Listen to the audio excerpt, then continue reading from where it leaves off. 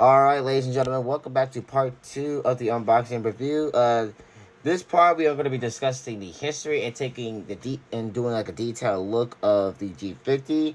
So if you haven't watched part 1 already, I would highly suggest you go ahead and do so before you continue going on with this video.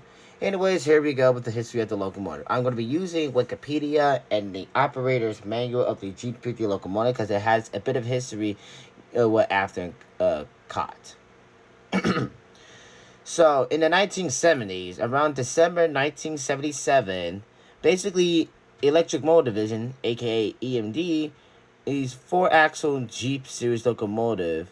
This result to a experimental 3,500 horsepower Jeep 40X locomotive around December of 1977. So this locomotive was an experimental locomotive before the actual Jeep 50s became to be around May 1980. So the railroads that ordered the G40Xs, and the G40Xs were actually was going to be a replacement to the Jeep 40-2s. The ones that ordered the G40Xs were the Athearn Topeka and Santa Fe, Southern Railway, Southern Pacific, and Union Pacific. Around May 1980, that was the debut of the new G50 diesels. And around the summer of 1980, the first railway that got these locomotives was, as you can see right here, it was no other than Chicago and Northwestern.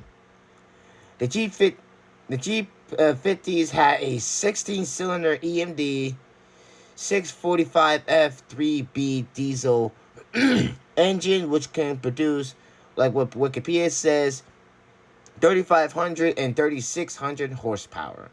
Wow. Actually, I could probably tell this is a good locomotive with that much horsepower. Anyways, there are five railroad companies that ordered these units when they came in development. And these railroads or railways. Let's start off with the top of the list. We got the Athearn Topeka and Santa Fe Railroad, who ordered 45 of these locomotives, and they were numbered 3810 to 3854. Burlington order had 63 orders of these locomotives of the G50s, and they were numbered 3100 to 3162. Chicago Northwestern had 50 orders of these. They were numbered 5050 to 5099. Missouri Pacific only has 30 Jeep 50s. They were numbered 3500 to 3529. And this is the classic. Topping it off with the variations of high hoods of Norfolk and Western will forever be the king of high hoods with Norfolk and Western, the Southern Railway, with a whopping 90 locomotives of the G50s, number 7003 to 7092. And these were later on, like when Southern Railway and Norfolk merged into Norfolk Southern. That was when we have like the ex-Southern Railway units. Like we had some of them that says Sulu and whatnot, like on the cab. Also, here's a bit of history that I'm not going to probably take too much longer to read, but this is a bit of history of what Wikipedia said with the rebuilds of these, of what BNSF did and what Norfolk Southern did. Alright, so I'm going to be doing like a bit of like features and whatnot of the, compared to the actual picture of this and the basically details of like what to expect with this locomotive. So basically, I'm going to start off with right here of the horn, and this is actually, and I just actually now noticed this, that I actually thought this horn right here was a Athearn P3, but this was actually not, because this was actually, from what these images, this was actually a Athearn P5 horn. So this is what the Norfolk Southern uses for their Jeep 50 units. And also, with the cab, as you can see right there, some of these units will have like the SUL on it and the class identification, but it seemed like for this number and with the other one of 7085, they don't have SUL on it. I'm guessing this was like a more like maybe like a bit later on that they just decide not to add it.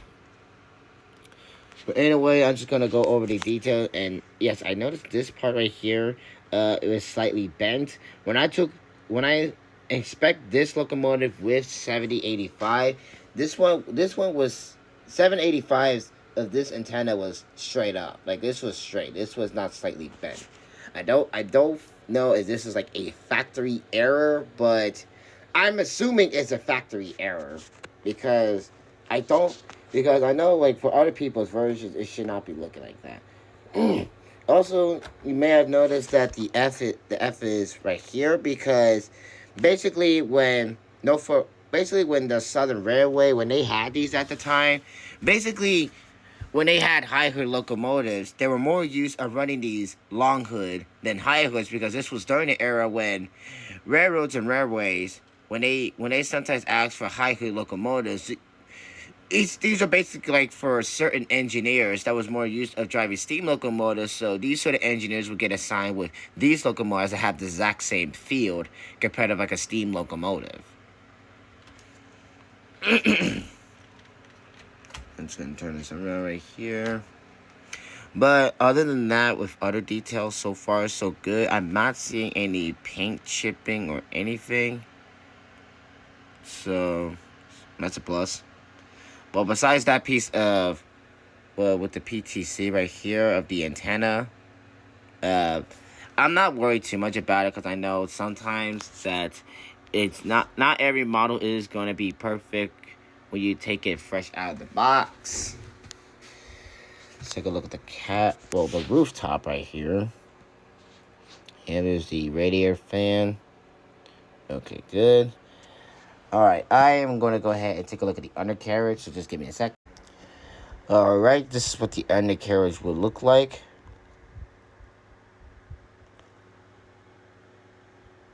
Alright. So far so good. I say that it's... Oh, crap. Shoot. Uh-oh. Hold on. Uh-oh. Right. Okay. Right. This will be an easy fix. Oh dear. Wow, was not expecting that. Shoot. Okay, I guess that's all the time I have for the details. We will be doing the writing sessions, but I am gonna probably fix this. Oh dear. Was not expecting that.